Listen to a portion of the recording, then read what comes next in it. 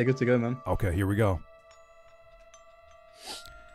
Ladies and gentlemen, welcome to another episode of Music and Life. I am joined by two guests. Now, originally, I had the homie LLB, and he was like, yo, got my guy Ocean with me. I was like, word.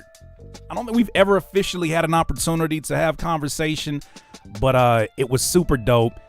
And with that said, ladies and gentlemen, please welcome both of my guests, LLB and Ocean. Ladies and gentlemen, how you guys doing, first and foremost?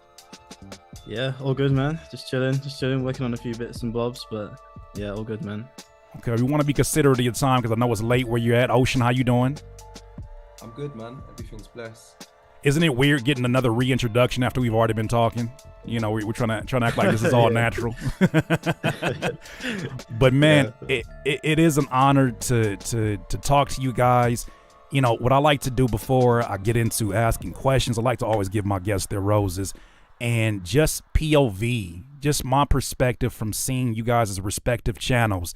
And I told you guys this offline. Aside from the video quality being top tier, the content being top tier, aside from the music obviously being top tier, what I love is that you guys represent where you're from, and it doesn't sound like, I feel like sometimes people come into a space from overseas and they present their content and it's almost like pandering to us in the States. What I love about you guys and even the collective that you guys work with, which we definitely want to talk about, is that you guys keep it very authentic. Where you're from, you rep where you're from well. You make it feel like we're visiting a place we've never been, and we get to go into your worlds. It doesn't sound like you're doing a version of us where you're at. So I want to salute you guys and just the massive success that you both have had on your YouTube channels. I know my audience is really excited to see you guys here. Oh man, thanks. Appreciate that, man. Yeah. Definitely. And speaking of which, let me acknowledge the chat really quick. J Flow Pro, Stepadon Diggity. She says salute, Curtis King, Ocean Gang, LLB. All right. Viral Beats, Madden Gamer. It was Connie. What's good? Yeah. UK gang, stand up. That's what it was. Connie said. That's what's up. Okay. So I got a few prepared questions. Usually these are really casual conversations, but because I know we're on a bit of a time crunch and I know it's late where you're at, I do have some prepared ones. But in the scope of what I was talking about earlier about being based, where you guys based, by the way, for those who don't know? So both in the UK. I'm in like a bit more in the north, like East Midlands area of the UK. It's kind of like near the coast, kind of quiet. And then the oceans. I'm in London, so I'm in the city. Okay, sweet. And for those who don't know what you do, I mean, obviously we know who the hell you guys are and the amazing things that you do as producers. But what would you say is the best way to describe what it is that both of you do? It's kind of a tough one, because things are like changed the last year or so. So Okay. before I'd just say I was like just like a YouTube producer. Nothing wrong with that at all. Like I was just having fun making beats, making videos. Right. But more recently, I think there's always that itch there to try and like do stuff more like within the industry. So yeah, we're just kind of doing a bit of both at the minute. I'm just like trying to still make really good content and stay on top of that. And that's like the foundations, putting out good products and stuff. And then at the same time, just trying to get a bit more into more sessions and just being around other rappers, other engineers, and just seeing how they work. Absolutely. Yeah. Ocean. Man, that's it. I think the same thing as well. I used to say YouTuber, and then people ask me, "Oh, what do you do on YouTube?" And I'll say, "Oh, I do music production on YouTube." But now it's more like I'm a music producer and a YouTuber, or I'm a music producer who does YouTube. It's kind of like they're hand in hand, they mix, Mm-hmm. Yeah, I it's a hard one for me. I'm asking you questions that I don't know if I could even answer with that one, because some days, like I had a buddy of mine that got on me because I told him, I said, music has now become a hobby, and I had to find peace in saying that, in that I am actually a content creator. I do more video editing. I use Vegas Pro. Like I sit in front of my video editing more than I sit in front of my DAW these days. And with that said, it's like you kind of and I wonder how much that happens with you guys because of the amount of content you put out and the quality you do. I know you guys, collaborate with other editors and whatnot, but it takes over your life to the point where you got to like sit and look around and say, even in this studio right now, if you guys are in this studio, which one day I hope that happens, there's more video equipment in here than there's actual music equipment. Mm. And that's when it kind of dawned Yeah. on me, like, what the hell am I then? Yeah, I feel Yeah. like we all have that kind of crisis trying to find if there even is a balance, but the cross point of when you're doing music and when you're doing video stuff and which one takes priority over the other and how much should you do versus that one. Because before, Mm. back in the days, I would say I was definitely way more YouTube than music. I would spend way more hours doing YouTube than music, but now it's switching. It's switching. I'm probably making more music, seeing Logic Poets, luckily, more than seeing Premiere Pro. LB, was it the same thing for you when you first got into it? Was it more so the content creation? Yeah, it kind of started off with like I was on my door, like as I left all the time, Yeah. like just cooking up, watching tutorials, learning, and then I'd just like make videos on the side and try not to spend too much time editing. And then as like the channel got like bigger, when I moved back to the UK, started meeting all the other guys, and we're all trying to step up the content.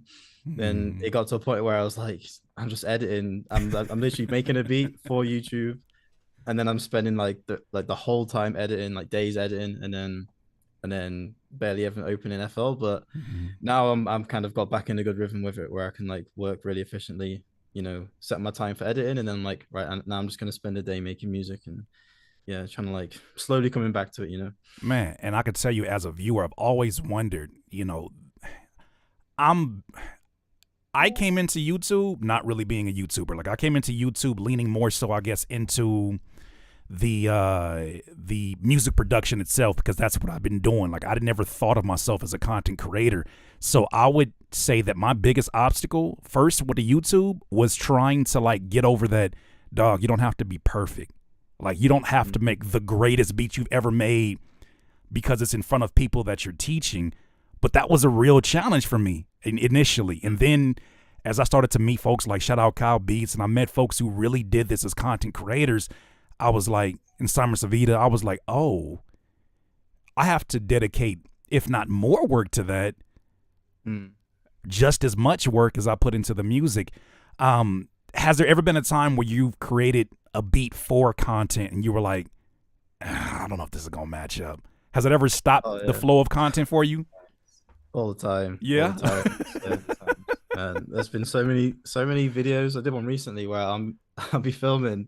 I'll be filming for a good like 2 hours, just trying to get this beat to sound right. And I literally had to scrap so many videos just because like the beat just doesn't turn out. Not like, I mean, it's probably usable, but when it's just like not how you envisioned it, and it's like let me just scrap this one, start again later, and then go from there. But yeah, too many times, man. Yeah. I was going to ask, is it possible to move the mic more so centered to you guys? Because I think Yeah, yeah, because sure. it's catching a bit of a distance for whenever we talk in the ocean as well. But yeah, Something like that. people don't. Yeah, that should. We should be able to be good on that. But Yeah. ocean, is it the same thing for you as well? I mean, I don't really scrap my videos too much, even if the beat is terrible. But I definitely have made some beats when for a YouTube video, and I've kind of questioned myself, like, I'm not too sure. But then I drop it anyway because I don't know. In my opinion, it's like once it's made, just give it to the viewer and let them decide if it's rubbish or not. I don't really. Mm. It's not really about me at that point. Maybe it can still be useful. And for the most part, like it's very, very rarely that I don't even know if I can say there's been a video where I've made a beat and it's been terrible and the feedback has been, oh, this beat is trash, like as an overall kind of opinion from the audience. So I Right. kind of still just drop it even if I don't like it. Yeah. Well, see, and I don't expect those days to be what the average producer thinks about what's trash. I think whatever you guys have as throwaways, you're in that class, right? I put myself in that class where our throwaways is probably somebody's best day still. But it's those feelings that you have about your own art form where you're like, this is out here and this is representing me. And maybe this is just me, right? Maybe this is just a me thing. It sounded like it is, but as as I was creating in the very beginning, man, that was the biggest obstacle because it was like, okay, so do I leave the camera rolling, and do I just like act like this is normal to have the camera rolling as I'm making music and hope it all falls together? But I mean, it seems like you don't really put a whole lot of pressure on it having to be perfect, which I mean, for the sake of putting out volume, you don't really have that luxury. Yeah. Nah, and I think as well, it's like everyone's opinion is different, right? Like some beats, I'm not gonna lie, there's been some videos where I thought the beat I made was incredible, and then it Yeah. hasn't really been the vibe. But then Yeah. some beats that I've made that I'm like, I'm just gonna drop it. But then people be like, oh my gosh, this is the best beat you've made on the channel, and I'm like, bruh, What does that that's do? not What does that do to the ego when you're horrible. like, but I did you see the string arrangement that I put in? Did you hear the drums? Did you see the 808 slides? Yeah. Nah, I've heard you make better. Like Yeah. Yeah. that's a blow for at least for me when I see that, and then they get the beat that took 4 or 5, you know what I'm saying, but 15 minutes, and they're Yeah. like, "This is the greatest thing you've ever done." I'm like, "How dare Mhm. you?" Yeah, literally. It's always the simple ones that everyone likes as well. You can spend like an hour adding like tons of perks, tons of different sounds, transitions, and then you make one like a beat with like one chord, same Mm-hmm. chord repeats every bar, simple drums, and Goat then yeah, emojis, fire emojis. yeah, yeah, exactly. So, since Yeah. we're on that topic of YouTube, what inspired you guys to start a YouTube? Like, what was the plan there initially? Was it, what did you guys both have on your mind? I'll start with you, LB. So for me, it kind of I was making beats as a hobby, and then I flew over with my ex-girlfriend to meet her parents, and they were both like session musicians. You know, one played the French horn, the other one played the clarinet. And Mm. then her stepmom said like, "Oh, you make music as well?" I was like, "Showed her." She went, "You should sell these. Like, you should be like a freelance producer." You know, she didn't really know at the time, but she just Yeah. said like, you should, you can make money from this. So I kind of looked into it. Then I got into like trying to sell beats, and then I found like a YouTube course. It was I think it was Jump Cut Academy, and they sold the dream to me. They were like, imagine making passive income, waking up to all this, and I'm just like, oh my god, I'm sold. Bought the course, Was there a and Bugatti then was there a fancy car? Was there yeah, they were a yacht in the filming background? from some private island somewhere, and yeah, so that just kind of it wasn't like that. I didn't want that, but I was like, oh, it is actually doable to make a career, and they're giving us like the blueprint. So did the course, wasn't very good, but it started something. So I was like, let me just pursue this, and then yeah, we're here now. Yeah. And around what year are we talking about for that? 2017, I think, or 2017. 2016. Oh Yeah, yeah, that was one the of those. prime. That was the prime of those. I mean, that was kind of a little bit pre-funnel, but it was like the prime of those Yeah. everybody had ads that were like, your life is like this, but it could look like this if you go through this course. Uh, Yeah. what about The you? Go Ty for it. Lopez one. Say it again. What? I was just saying, you remember the Ty Lopez ad? Oh my That was the days. Yeah. hype in the days. Yeah. See those ads, people, I do skits every once in a while. I have a character called Sus Bunny, and they're like, who is Sus Bunny making fun of? And I'm like, you act like it's only one person. There was a time that if you were a producer on the internet and you saw ads, especially YouTube ads, all you saw were the folks we're talking about that were selling these pipe dreams and one size fits all approach to beat selling or whatever the case. It was a ton of people that some of which are not even around right now. But even with that said, Ocean, what about you? What kind of moved you towards YouTube being the vehicle in which you shared your music and your story?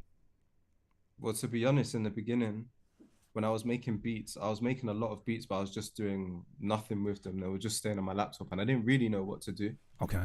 And I used to watch my younger brother put me onto Taz Taylor vlogs. He used to be heavy into that. So I started watching that. And then he was making tons of money selling beats. And I was like, okay, that looks cool, but I don't want to do that. And Mm. then Pat Ryan, I don't know if you remember, there was Yeah, a, that's the there was a OG. YouTuber called, yeah, Pat Ryan. He started dropping videos, just simple cook up, Logic Pro X in his grandma's room. And I'm watching it. I'm like, yeah, that looks sick, but I'm not really trying to be in front of the camera. Still just saying to myself, like, nah, I'm not really trying to do this. And then I saw Sharp, Sharp dropping videos like almost daily. Yeah, man, Sharp was going And I was crazy at like, that time. okay, there's something going on here. Like producers on YouTube can really be a thing. I think this is going to be a niche. Mm-hmm. So I should jump in it right now. And I just started uploading from there. Man, what was sort of that? Because obviously we know it's a grind. We know it's a grind for YouTube, and some people, man, they get to YouTube and expect everything to happen overnight. I looked at my video totals, and without counting videos I've done on other channels, I think it's like at 1,900 videos. Like I can't even fathom the amount of time that I have given in my life that I'll never get back. That were, you know what I mean, YouTube tags and title descriptions and getting the right thumbnails and all these different things. But I will always remember the video that was kind of the tipping point after probably pumping like 200 something videos, because I didn't know what the hell I was doing, right? But the video that I did where I taught rappers how to count 16 bars. Oh yeah, I remember that video. Right, if you type in 16 bars right now, that video still has a whole lot of, like, you know, power in the SEO. But it took so many videos to get there, and I was like, it's this one that's gonna actually be the one that starts to take off. Like, that was my first one that got to 1 million, except for the FL Studio video. We'll talk about that another day. I remember that one. Which one was that? Oh, the FL Studio pirating video. Just put in FL Studio, yeah, and look, and maybe you didn't recognize my face. Hold on. Nah, I remember that one. now you know what I'm saying. Now I'll be recognizable, but it took so many videos to get there. For you guys though, what was that video? If you think back, because it's never just one video that blows up a channel, but there's videos that do kind of stay in your memory bank. Like, damn, like that was a very special moment. And sometimes it may be the ones we know, sometimes it may be the ones we don't know. What would you guys say that is for you? How do you go first? So for me, it was my younger brother makes a beat, and I probably had about 150 to 200 videos up until that point, but nothing really blew up. It was all like very slow, steady growth. But then that one video, after about 2 weeks, it just completely blew up. It was just like crazy. In the space of a month, it took my channel from maybe like 40K subs to like 100K subs. Sheesh. And I remember that video. Only videos. Do you remember how you were saying, do you scrap stuff? Honestly, up until that point, I'd never scrapped anything. But this one, I was so close to scrapping because I was editing it and I was just thinking, I don't know if the energy's there. The energy doesn't feel right to me. Really? Yeah, that's the only one. But my brother was just like, nah, you made me do all the work. Like, just upload it. And I was like, fine. Uploaded it and it did that. So that's why that's even more reason why I'm like, I'm never scrapping anything. Like as long as the quality is like okay, then it's going up. Definitely. LB, what was that one for you? Like, I know there's one that probably stands out that you were like, I'm a YouTuber. Like, I'm for real a YouTuber. Like, all of us are playing YouTube until we have that moment where it's like, I might have something here. What do you think that was for you? Honestly, if I'm totally honest, I think I kind of messed up. So I made a video. My biggest one still is like this video that I did on some like free auto tune software, because I kept seeing the Timberland adverts for the masterclass. Yep. And saw that he was making beats with his voice, and I was like, let me make a video on that. And then I've sang on it, made some vocal phrases, used some auto tune, but I literally the beat was trash, and the auto tune part of the video was like less than a minute. And for some reason I just titled it best free auto tune or something, and that one stuck, ranked, and did really well, and it's on like, I think it's like 500K. It's not crazy, but it's my biggest one. He says not crazy. I can't fit compared to Ocean. I can't. Well, I mean, in general, like that's. I think sometimes we underestimate that, man. I'm not gonna let you downplay that one. That fellow producer, I'm not gonna let you downplay 500K. Like, I know that guy next to you done some numbers, but man, that 500K, I can't fit. You know what I try to keep in context? The average Chipotle has a capacity of 70 people, right? Do you know how annoyed you are to go to your favorite restaurant and it's full of people while you only got like, man, we only got like 15 minutes away from the studio. It's a packed house and it's an inconvenience. And I look at this and I'm like, can I really even fathom what 500,000 eyeballs? And it's not just literally 500,000 that one person's watching a phone. Some of those people are watching in classrooms. They're watching in groups of their friends. So it's like, how do you account for all these people? Sometimes I don't even want to know that number because I'm like, did I say something stupid in front of 4 million people? Can I take it back? Yeah, yeah, literally. But yeah, man, honestly, so that one did well, but the like to dislike ratio was terrible because like I know it Oh. wasn't a great informative video just because I was just trying to get it out to get a video out that week, and Mhm. that one just did really well somehow. Um, and I was just kind of, I don't know, I felt like I was kind of clawing back at that point just to try and get a good reputation again. So I was like, just trying to like trying to get something back. You good, But fam. yeah, but more recently, like the last couple of years, I haven't had anything like go crazy big, but Mhm. I've accumulated a lot of good videos. Been able to meet with these guys and Jay and Jack and some of the other YouTube guys, Chucky, Gami. Yeah, shout out to Like, them. yeah, so I got kind of lucky with videos over the last 2 years. So I've got like a good collection of good videos now, where they're not blowing up, but they're Mhm. like they're okay and they're good. They're Look, solid. I got a love and hate relationship with YouTube sometimes because of those moments you're talking about right there, where like I'm like, don't pick my ugly kids. Like these are Yeah. all my babies, but don't pick my ugly kids to represent everything. Like, don't find the ugliest pair of shoes in my closet and tell me I don't, my shoe game is trash. And they do that sometimes. Like the video I told you, the 16 bar video, was shot on the iPhone 6. Wow. Oh Terrible man. lighting. I don't even think you can Yeah. see like half of my face through the video. It's like I got my laptop screen open. It's barely getting lit up, but it's the iPhone like 5 or 6. And I'm like, YouTube, really? That's the one that you want to That's have the go one. off? Yeah. Yeah. Are you It's kidding always me? them ones, man. It's Oh always man, them I ones. had something similar to this in the beginning, maybe like the first year on YouTube. I used to just my quality was really, really bad. I would just wake up and just film. And I remember one day I just woke up like straight from sleeping. I didn't even wash my face or brush my teeth. I just started filming because I just had Oh. the idea. And then I was editing and I had a big booger in my nose, but I was just like, Oh.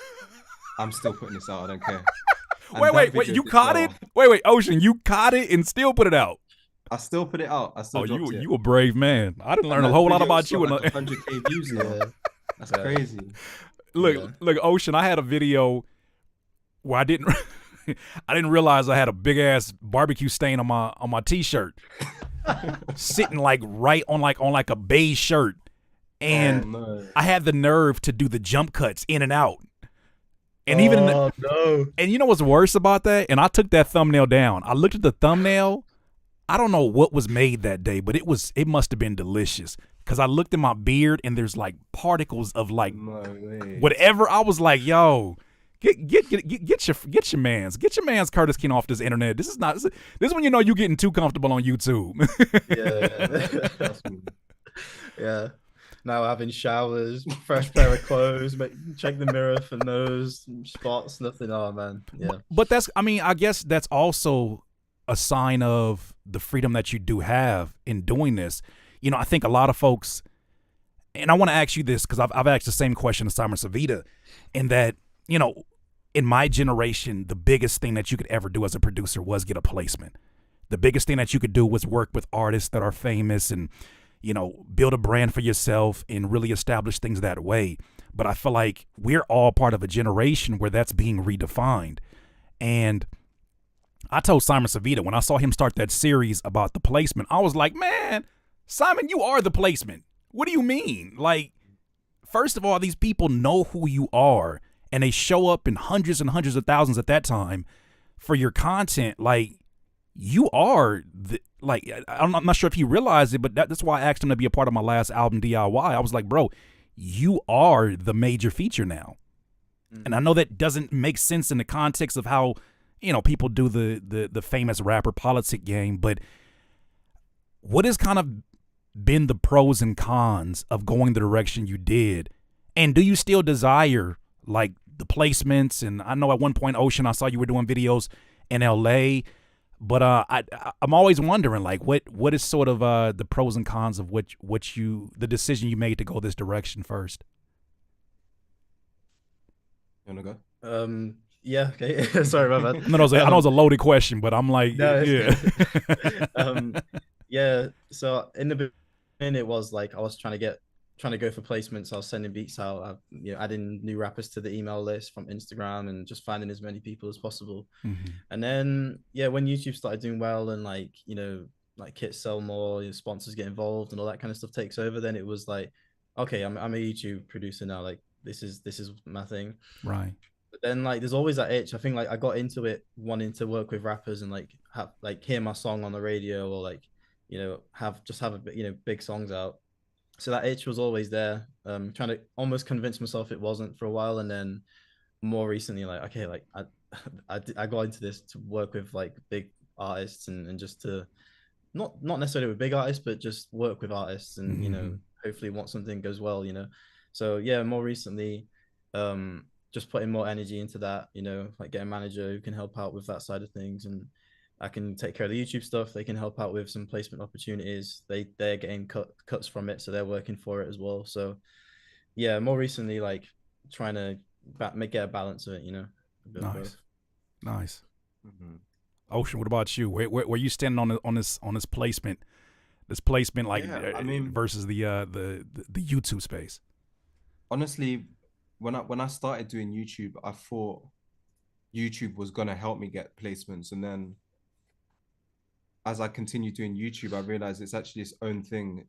YouTube is. I realized a few years into the journey that actually maybe I'm not a music producer, maybe I'm a YouTuber, I'm a content creator, Mm. and I kind of switched out of the mindset of me, chasing placements and kind of just like focusing on my YouTube. And then, like LLB said, for a while, I was convinced that yeah, I don't really care about placements. I'm doing my YouTube and just gonna do that. But then, still something in the back of my mind, which was just like, well, I became a music producer to produce for people and produce music, and Mm-hmm. I still want to do that. But I think like where I'm at now, yeah, I definitely want to produce for artists, and I think that'll be sick. I'm never gonna stop doing that, but I'm less. Let's say I'm hungry, but I'm not really like out here chasing placements, and I want Right. to sign the pub deal and sign to a record label or anything like that. If anything, I just want to create music with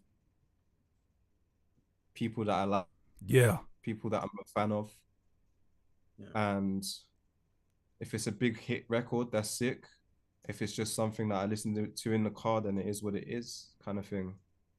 Yeah. What? And I think just me, like my personality anyway, like I'm kind of all over the place in terms of my music interests. I like making trap, I like making drill, but then Mm-hmm. I like making reggaeton and I like making Afro beats. And I guess like when you first come into the industry, you kind of need to pick a lane and kind of stick to it. But because I'm Definitely. so all over the place, it's kind of like counterproductive in a way. So I don't know, I'm just kind of doing my own thing, and I guess naturally, hopefully, I'll pick up placements along the way. But it's not something that I'm chasing Right. like I once was, if that makes sense. That makes a lot of sense, and I think it speaks to my tribe. I call them DIYers, and many of them are their own content creators, of course, their own producers, their own engineers, many times their own copywriters, right? Like there's so many different responsibilities they have to wear in terms of video editing. But I call them DIYers because I just feel like we're in that era where there's so many tools that the folks before us who did something similar to us could only dream of. And I look at y'all and I'm like, I hope that y'all understand how big of rock stars that we see you as, right? I mean, I know the viewers always show love, and I know that there's times where we have like my viewers would do that, like, man, it'd be so dope if I could see you working with this person, and I'm like, I hope you also see the happiness that I have that I get to wake up. You know what I'm saying? Like speak. How about I speak as if I'm Ocean. Wake up and call somebody who plays on a damn harp to just show up at my house. Have a whole mariachi band at my house. Like, what is that? That is a thing. And also, what I'm noticing too, and I know you guys probably are seeing this.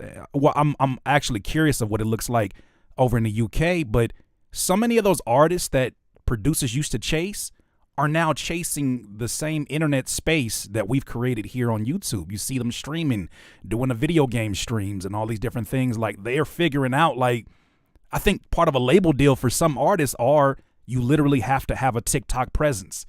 I don't care if you do Mm. whatever kind of rap you do, you have to, right? So, yeah, I don't know how much people understand that freedom, but it's dope to hear you say that, because I'm like, the freedom is something that I wouldn't want to give up unless it was something that I just knew it could level up everything I'm doing. And I had a plan to do with this new blessing and whatnot. Like, say if it was a label situation, like I don't want to sign. I want a partnership, if anything. It's Yeah, got to make 100%. sense. Yeah, I guess that's kind of like the same thing with when you're dealing with brands, isn't it? Like you want a deal where like yeah, you're not like tied into it. You're not that you don't owe them anything. It's just a partnership. You know, you agree on a rate or a deal, Mm. and then they get what they want, you get what you want, and it's a win-win for both sides. Yeah. Yeah, yeah. Well, so I got another question, but I want to make sure that I've covered everything in this particular area. How has shifting content? Because I see you guys, and I don't know how much this was like a collective conversation, but one thing I love about what you guys do over in UK in terms of collaboration. I don't know how far these distances are from like you and the Chucky Beats and you know what I'm saying, like a Jake Cactus. I don't know how far you guys are from each other, but you guys are like super Voltron linking up and making it like a casual. Oh yeah, we're just here, you know, on some beach chairs, just like making a beat at the Airbnb. Like that's just a normal thing. Like out here, the politics, the oh well, I gotta run it by my manager. I gotta get some plane tickets. There's so many different things that happens here that doesn't allow for collaboration to happen that way. How has shifting your content to more collaboration changed your production or changed the way that you make music? Um, I think it. I I think think it. we all kind of level up every time we do these link ups, right? Yeah. Yeah. Because we I guess we all kind of do different things really well. Like for example, Jay Cactus to me is like the drill god amongst us. So when I see him do drill beats and I see like him do a certain glide or a certain pattern, and I'm like, oh shit, I can take that away. Or Mm, like when we did the sample challenge thing, Mm, and then we heard Chucky's beat, and he just yeah. absolutely smacked it out the park with the sample. We were all right. sitting there like, yeah, Mm, we got to level up the sampling now. Let's go back to the drawing board and level that up. So it's always I feel like every time we're together, we always just level up in some way Right. mm, for sure. It's like impossible not to. yeah. Yeah. Because we go away for a few months. By the time we've come back, there's like I've learned a little something. Ocean's been working on something. Jay's been Mhm. doing something, and then like yeah, we'll just clock it. Like whilst we're cooking up, we'll just see them do a little thing. I'm like, oh wait, how'd you just do that? And then yeah, before you know it, like within a day or two, you've learned like 50 new things. You know, just from speaking to people. Not So, even just production as well, just Yeah. because I guess we're all producers, but we all do YouTube. We all kind of have mm, similar day to days or similar, I don't want to say problems, but like obstacles that we face in sure. terms of, I don't know, we understand what it feels like to have a 1 out of 10 video or a 10 out of 10 video, or we understand what it is to deal with, I don't know, talking to a brand like Tracklib or something like this. We understand each other, so we always kind of like share tips and things like that to collectively level up as well. Okay, Mm. so this is a follow up question. Since I know that you're on Logic, right, Ocean, Mm-hmm. and then LLB, you're on FL Studio, correct? Yeah. Have you seen anything in there? Since I know there's got to be different DAWs that are being used in these studio sessions that made either of you want to say, maybe I should spend more time in this DAW rather than I my mean, preferred DAW. by force, I've been having to learn FL. I'm like getting there. Yeah. I'd say like give me 6 more months, I'll be fluent on FL. Mm. Yeah. Wait. Speaking of which, hold on, Ocean. This is something I just remembered. I got a bone to pick with you, man. What's that? Man, shout out to homie Larry O. He's a mutual friend of ours. You covered a video, I think, where you were learning FL Studio and you went through a course, and Oh yeah.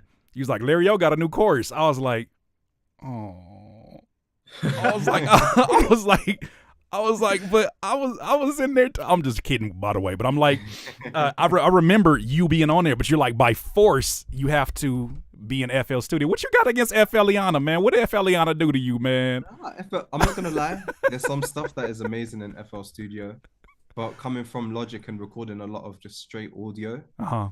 FL, I just don't think it's the one to record straight audio and manipulate it. But the drums, I can't lie, like they slap off rip. Did I just And hear what you things said? You know what you got to let folks down easy. This is a majority FL Studio room in here, Ocean. You can't do that. You know what you just told them? You just told them it's not you, it's me. It's not you, it's me. Yeah. But for real though, like because I guess like in the group of I guess like let's say YouTube producers, I'd say pretty much everyone uses FL in it. I'm probably the Yeah, I only think one that everyone. doesn't. So Okay. Dixon uses Ableton. true. Dixon. Yeah, but yeah, majority FL. So just being around them, I've definitely picked up Yeah. how to use. I'm not gonna say I'm a master or anything like that, but I could use FL to make a beat at least. LLB, why'd I see a face when you said Ableton? You feel the same way I feel about Ableton?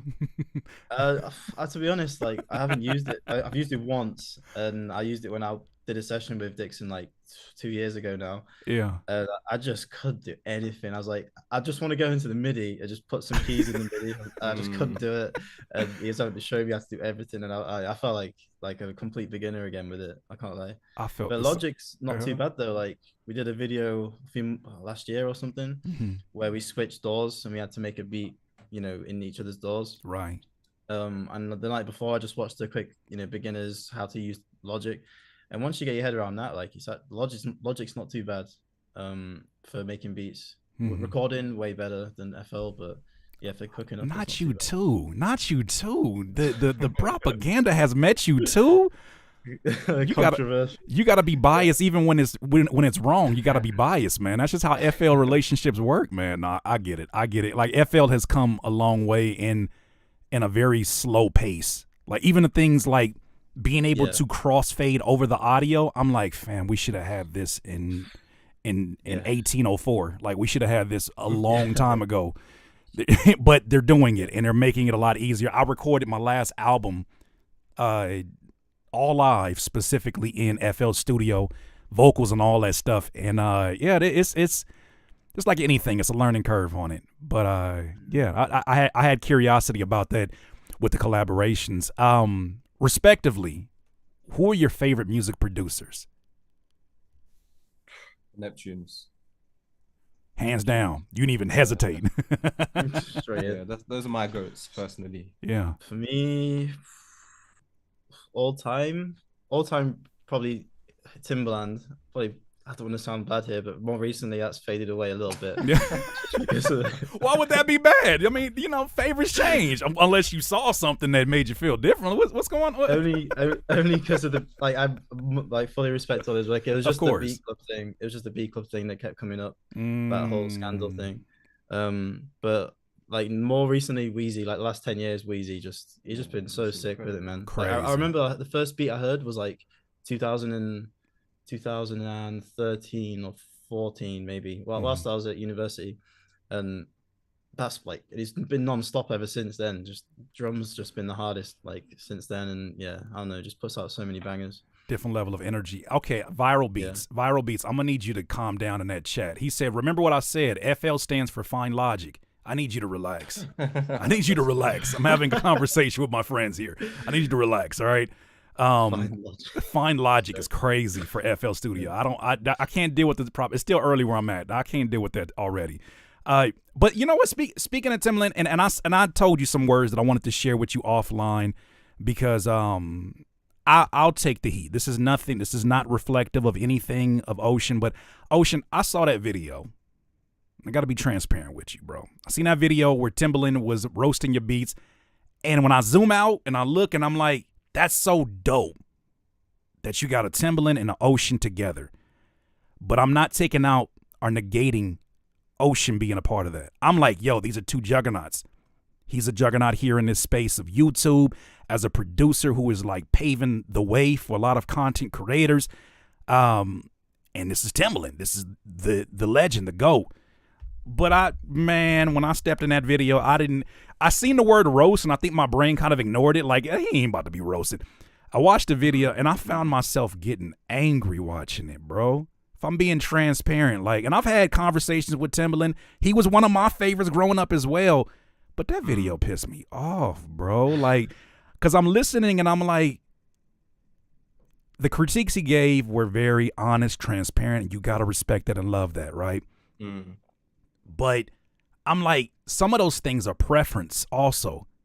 Like when you were adding certain sounds to a Latin rhythm, I'm like, but what if that's ocean sound? And what if that's good enough?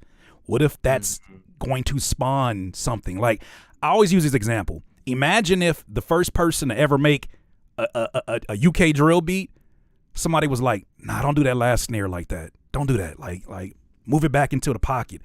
It'll be real dope. That's good advice, but it misses context when you recognize that this is the spawning of a new sound. So that's where I'm coming from when I say it pissed me off, because I'm like, I hope you're not taking that. I hope you weren't taking it to heart. Was me as a viewer saying this. I hope he's not taking it to the heart to the point where it's like, damn, do we not get to experience the ocean evolution of sound because of the influence of somebody who has a lot of influence? Mm-hmm. What was kind of how did you kind of take things? Because we don't really ever get that perspective afterwards. Well, if I'm honest with you, when I did the video, I wasn't actually expecting to get feedback from Timbaland. I thought I was gonna make a beat with him, and actually the video was gonna be me making a beat with Timbaland. Wow. But then I got on the call and I realized actually it's just a feedback session. So I kind of just sent him the beats that I just already made kind of recently, and then he gave me the feedback. And more, I wasn't like upset or anything. I was just like, damn, he doesn't like anything. I guess he's like he's got such like strong ears, or he knows exactly what he likes, Right. that yeah, to impress him you're gonna have to blow him away, which kind of made me think like, yeah, you're gonna have to you have to up your game a bit. Right. I wasn't disheartened or anything like that. I think he gave very valid points, like keep things a bit simple. I'd say like I listened to that, or change my beat tag. I've changed my beat tag now, so yeah. You changed your beat tag, but did you like your original beat tag? It was okay, but I think my new one is cleaner. Yeah, like yours. It sits with beats better for sure. And I think he gave valid points. Definitely don't take it to heart. I could see like some things is just preference though, right? Like for example, me putting, I don't know, what was one of the beats that he didn't like. Well, you said that you used Logic from the beginning, but then there was some beats where we did the drums in FL, and actually most of the beats were all FL drums. Yeah, because a lot of them was my samples. Oh, so are you kind of blaming FL for how that video turned out now? Is that what that is? I'm kidding. Yeah. But like you said, yeah, some of it is just preference, because I guess I could just take some of those beats and play it to an artist, which I have, and they love it and they record on it. So it just, if maybe it's not going to be a hit, but it still could be a good song, you know? So well, I'm telling you right now, this is what I love about what you do and what you do as well, LLB, incorporating artists that many of us, at least here, have not heard of. I think that experience feels so much more authentic, right? Like, I've worked with a lot of these artists. Like when I was based in LA, I came up under working with TDE artists like a young Kendrick, a young Absol, Schoolboy Q, J-Rock, and that was my introduction. And that led me to getting into other rooms with other artists. But what I recognize is like, when I'm watching the videos that you're doing, like for instance, LB, you just did one with the guy that bought your first beat. Oh yeah. Do you know how like if I were to read that in a newspaper, I'd be like, a producer makes a beat with the person that bought his first beat. I'm reading that article because I'm like, that's just interesting to read. Imagine now seeing that visually, and I'm like, these stories are so much more interesting than the stories that I have of working with these well-known artists, because there's like context, there's like friendship, there's different angles to it. Even like when you see like Kyle Beats, he'll incorporate working with a 17-year-old that won't stop bothering me or DMing me, and I give him an opportunity. Like, to me, these stories have so many more layers, and the audience is here for it. To me, it seems like these are almost even more valuable than a quote unquote hit song, because we know a hit song, it comes and then it goes and people Yeah. move on to the next thing. But these videos are evergreen. Yeah, 100%. I think it's more fulfilling, like you said, for us as well. Like actually being in the studio with the artist and actually working with them and like say having that rapport, like that friendship. And then it is good to have like the good placements, like just in terms of sort of like strong like strengthening your own brand. Sure. Yeah, so business wise it's more beneficial, but yeah, you can't be being face to face with like a rapper and yeah, like say having that rapport with them. Yeah. Yeah. And Ocean, I'm starting to figure out how much of a daredevil you are by the way that you've talked about your content creation. How you invite these strangers in your studio, man? Like, what does that process look like? I always think about these things and never actually ask. But I'm like, you'll have like, hey, I just met this trumpet player. We getting ready to make some fire. I'm like, my wife would be so paranoid. She'd be like, who is this person in my house? But Yeah, that would be nuts if you just brought the stranger straight up to your house. we getting ready to cook up, make some YouTube videos. We down in about 2 hours. Is there kind of like a process of like, do you vet these folks, or are you pulling from a source that you just trust, or are they references from friends? How does that work?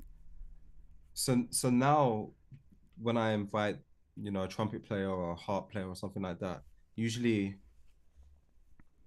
it's usually for a number of different ways. Maybe I've researched them online, or I found them randomly on Instagram, or somebody has recommended me. But the idea when I first did it, uh, okay, the first time, the first time I did it, I was on a dating app, something like Tinder, and I saw someone with an instrument. I was like, oh shit, that instrument looks so interesting. Let me message them and see like if they'll be down to do a video. So that's how the idea spawned. But now it's more regulated. It's more like I actively search and I try and find people who are musicians and stuff like that. Got it. Yeah, see, this is why I couldn't have Tinder when my single days. I couldn't have to, because I'll be like, hey, you like music, I like music. I'd probably be getting, swiped the other direction. These things weren't around when I was still a single man, so everything happens in its own timing. But that's dope, man. That's dope. But yeah, nowadays usually yeah, it's a process. I'm not really. It's rare that I'll just bring someone completely random off the street into the studio. Yeah, because then I wonder about like folks who have you guys encountered any of like the weird energy online finding its way to your real life?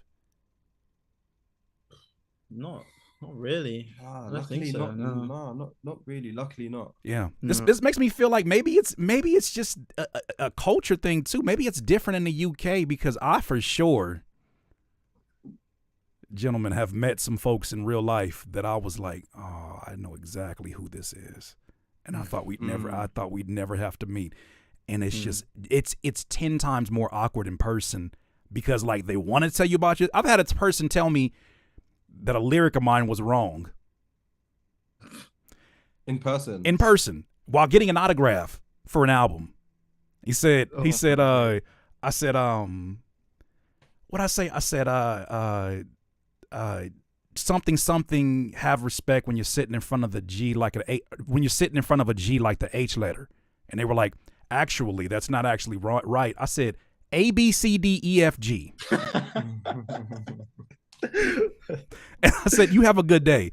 But that's like the mild version. I'm talking about like I've seen things that could be borderline stalking from some of these situations, because people like they feel invested in your life. We share so much of our life, and that brings me a lot of comfort to know that it's not the same out there. Luckily, so far, yeah.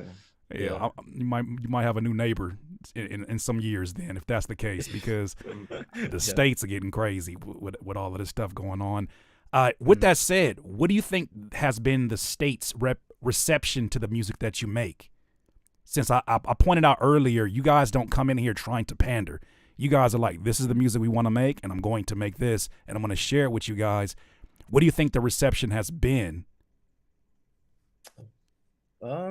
I think, to be honest, like looking at my analytics, I think the majority is states.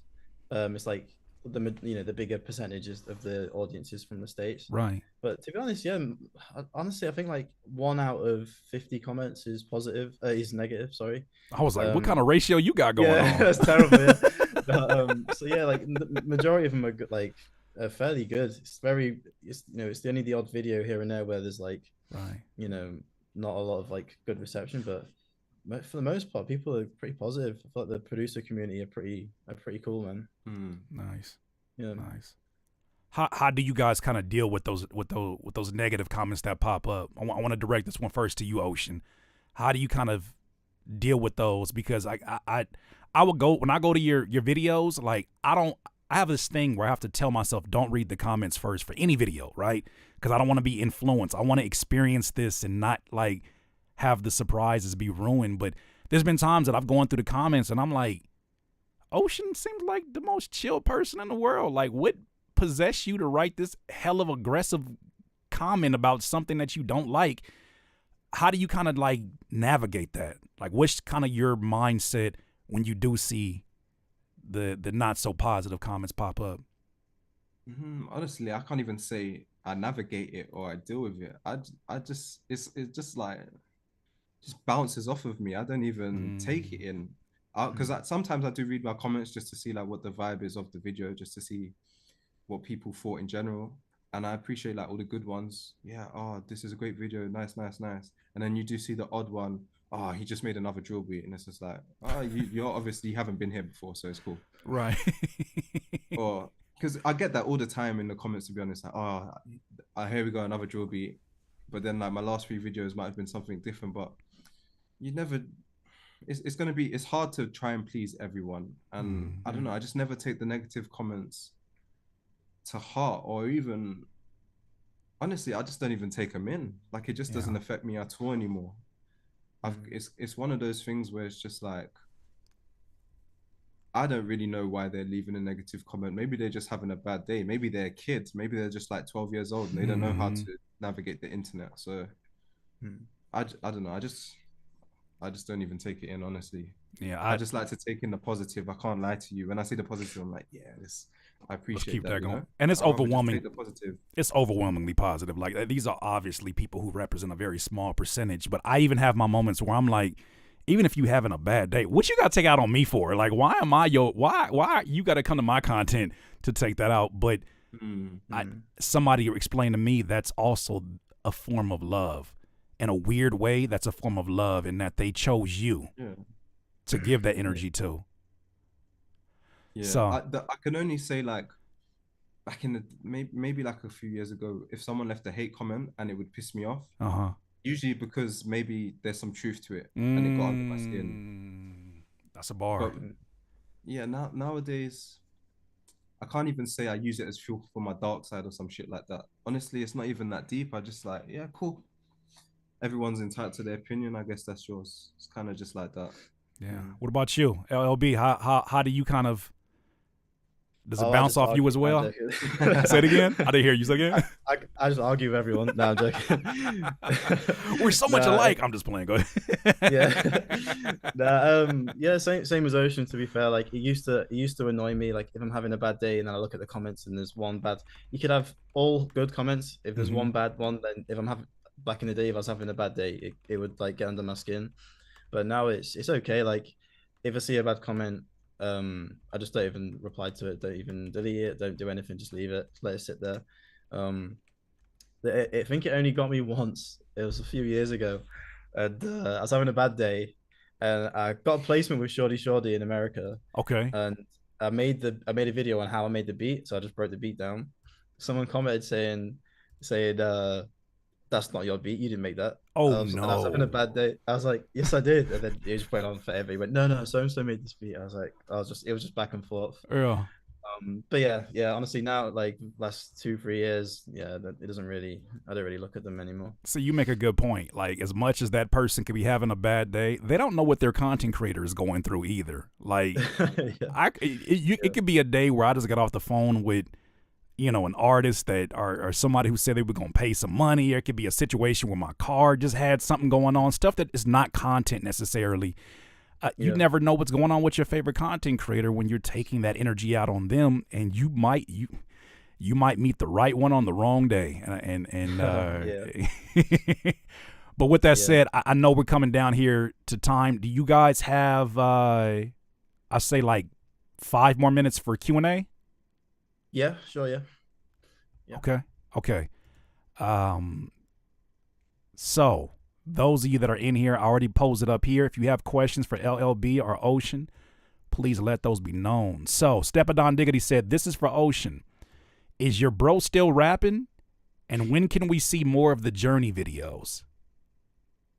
Yeah, he's still rapping. It was one of those things where I wanted to just take some time, stop releasing music, just take some time to just really, really develop him, help him find himself, help him find his voice, discover himself as an artist, if that makes sense. We have been working heavily, like he's in the studio a lot with me. I have him around me a lot just so he can be with my energy and be around the studio and just get used to recording all the time and making songs. And we've been recording a lot, and we've got some stuff coming soon. We're almost ready. Nice. I'm gonna pose this question to both of you guys. Are you guys going to NAMM this year? Nah. I don't think so. they said if you saying NAMM, unless it's pronounced like me, like nah, I'm not going to NAMM. I'm not going to NAMM for damn sure. Vietnam, right? It's too much beef in these YouTube Yeah. streets. It's too much beef in these YouTube streets. You know what I'm saying? I don't know what company may pop up. I actually have one last question. This is specifically about how have you guys navigated sponsors? Like what's kind of like your, because it's funny, like when I watch your videos, I'm like, I got the same sponsor, like with DistroKid and TrackLib. And that's how I'm like, you know what? I'm lined up with some good folks, but not every sponsor is made the same. I've had some sponsors in the past that I'm like, I'm so grateful. That's in the past. And like when I first got I'll be transparent. When I first got my sponsorship deals, after the FL Studio debacle, where that whole thing happened, I was like, no sponsor's gonna want to ever work with me ever. And then they started reaching out, and I was like, okay, I can make money at this. So the first few that I took, I won't say that I didn't believe in them, but they weren't necessarily my favorite. Yeah. And I didn't know any better because I didn't have anybody who had done sponsorship stuff before to tell me like, hold off, like chill on that one. The money's going to keep coming. Just here's the terms you should establish. So how do you guys kind of navigate that with sponsors, and how do you know you're working with the right sponsor for YouTube? For me, I mean, I turn down. I do get a lot of requests for sponsorships, and I turn down the majority of them, and I really try and stick to the same ones. So if you watch my channel over like the last 6 months to a year, you see that I work heavily with TrackLib because I really like TrackLib. Like I actually use their samples, I download them and stuff. Shout out to TrackLib, by the way. And yeah, I've really messed with them, and working with them is very easy. They don't give me headaches, hassles.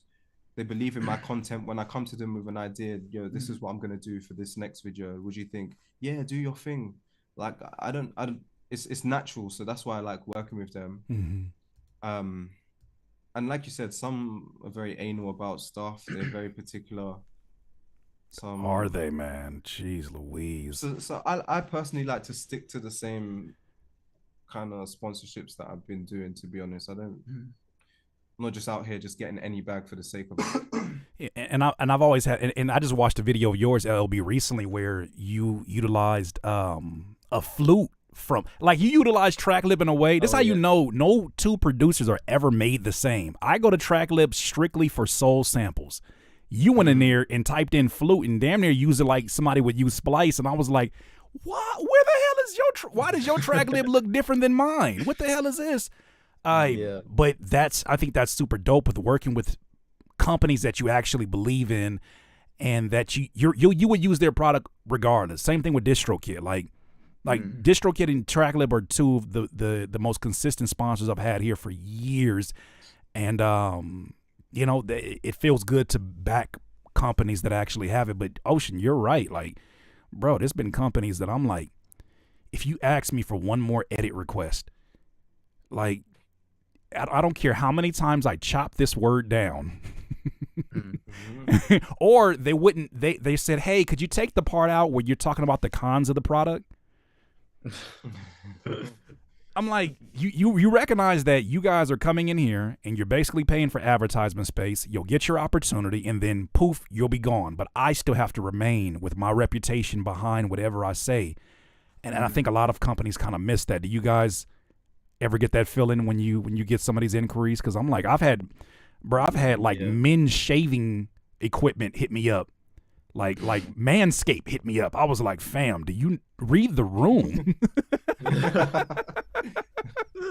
You definitely get some that just, I guess they don't understand the community or the culture.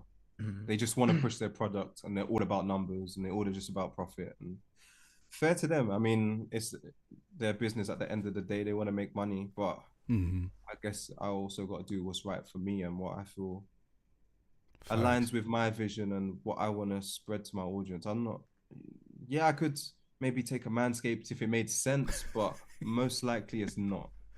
It's not. Like, if I get one more of these VPN folks hitting me up. Oh man, Surfshark. You get Surfshark. Yeah. No VPN. Man, I get so many VPNs and I'm like, fam, do you know how terrible that's going to do? Not just for your conversions, but do you know how terrible that's going to do just in general on my channel? And then I just pop up like nothing ever happened. Like, hey, let's get back to this beat I'm making. But by the way, let's talk about who your VPN provider is. Like, you got to be able to read the room. Well, look, I know it's late where you guys are at, so I want to kind of leave with this, man. I genuinely appreciate y'all being here, especially after a late night session. I know how it is. Be ready to eat some food and go to sleep. I get it.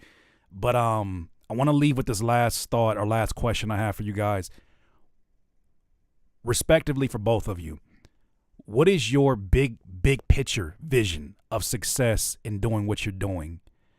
I won't even ask you to ask people where to go find the stuff because I'm going to link all that stuff in the description. But what is the big picture vision for both of you guys? Like, what would you have to accomplish for you to say, you know what, this was the right move? Like, not even the right move, but I've made it. What does that look like for you guys?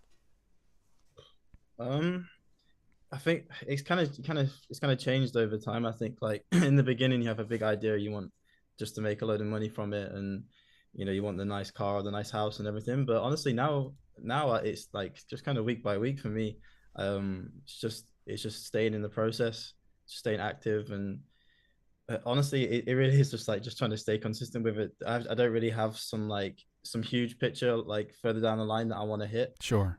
It's more so just like I just want to stay being good at what I do, and just I don't know, just keep doing well. Really, that's it. Just stay doing well. That's it for me.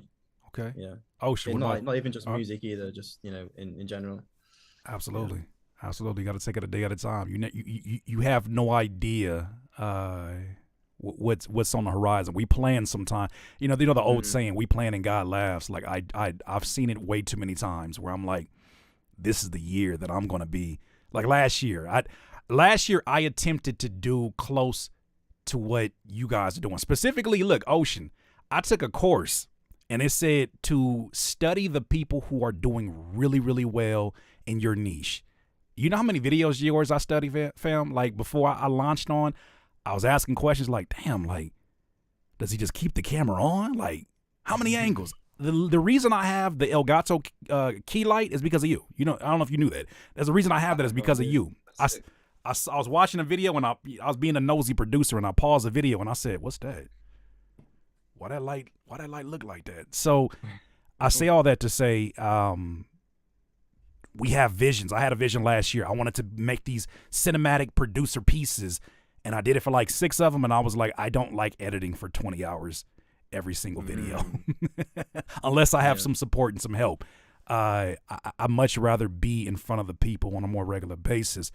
But with that said, man, for someone like you who has succeeded in so much, who has established your own name in what you are doing, what kind of represents that big picture goal for you or big picture vision for you and your brand? See, I do have milestones, of course. Like I want to hit 1 million subscribers on YouTube, and one day maybe get a platinum plaque or a #1 hit. All these kind of things for sure. But I think for me, I just love making progress in everything that I do, and I just want to maximize my potential across the board. I want to like, I love making music. I just want to make great music. I love making content. I still want to continue making content and getting great amount of views and all that kind of stuff too. Um, but yeah, if I had to just generalize it, I just want to maximize my potential, even though that sounds kind of vague, but to me, I kind of know like I can keep pushing things and I can keep taking things to another level, and I just want Facts. to keep progressing and keep pushing it and see how far I can really take this thing. Yeah, well, not. I think what's super dope about that, and what I'm kind of gathering from this, because I've asked this question to a few different people, and I would get very similar answers, and what it kind of shows me is that it's almost like respecting the gangster of life. Like, life can be real gangster at times, and life can do things where the moment you're like, I got this all under control, a Oh diagnosis yeah, pops it will. up. You know what I'm saying? Or, It or like will. somebody that you least expect just becomes your new responsibility, whatever the case may be. And so you almost have to like stay pretty stoic and kind of like ready and prepared for how things go. Not be always on the defensive, but kind of just respect the gangster of life. And so I salute both of you guys, man. You guys are doing such tremendous work. Had no idea I'd be talking to both of you today, but hopefully it's not the last time that our worlds collide. I gotta salute you from where I'm from and just say, man, keep doing what you're doing.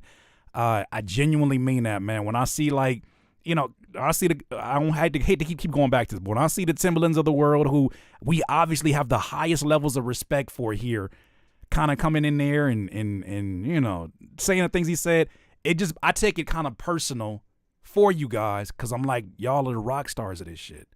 I really say that. Like when I talk to Sam and Savita, y'all are the rock stars of this shit, because LLB, you could drop a video tomorrow that completely changes the landscape and perspective of how content starts looking. Like I see the domino effect of even like thumbnails with the singular color in the background. Like you guys have massive influence, and understand that somebody, the same way that you may look at a Timberland, somebody's looking at that like you, because you were the first producer that they ever saw that made some sense and Yeah. achieved the things that they wanted to achieve as a full-time producer. So hats off. I salute both of you guys. No, I appreciate that, man. Appreciate you having us on here, Yeah, man. yeah, it's been sick, man. It's been sick. Like I said in the beginning, like we used to. I was watching you from the beginning. Like, Yeah. I I was was. literally just telling him before the call. I think you made a video maybe like 2018 Uh-huh. Oh where yeah. you was talking about how much money you made in a period of like 6 months or something like this. And I can't remember the number. I want to say it was like in the region of 70, or it could have been 30. That One was of the two numbers, I really don't remember, I know but what it was. That was a 50K. That was after I did the 50. FL Studio video. Yeah. Yeah. And I Mm. remember my mind was blown. I was like, what? No fucking way. Like he just did that much. Like, Yeah, yeah. okay, this Let's is do it. this is possible now. It's more than Oh just man. I'm just making videos and see what happens. Like, no, there is a way. Yeah, There is That's it's a way. dope. proven. It's Yeah, proven you to know what I work. mean? Let's go do it. That's dope. Because Yeah, meanwhile, while y'all were watching me, I was watching Superstar O, and I was like, wait a minute. yeah, Wait a minute. yeah. I can get all that from selling beats. Let me know. It's kind of Let me mad, know. isn't it? Man, we, Yeah, we we inspire one another, man. And I am right now currently a student of what y'all are doing. I'm inspired by you guys, and I just want to say, man, just keep being great. We over here at Music and Life Podcast and Curtis King TV greatly appreciate you guys. And the chat, man, thank y'all so much for showing up for this impromptu stream. I know it's a lot earlier for us, but it's later for them, so we're gonna let them get to it. Much love to both of you gentlemen. I appreciate y'all so much. And yeah, anything that y'all need from this direction, just let me know. And ladies and gentlemen, have a good one. I got some new content dropping very, very, very, very soon. Look for it within the next hour. All right, y'all have a good one.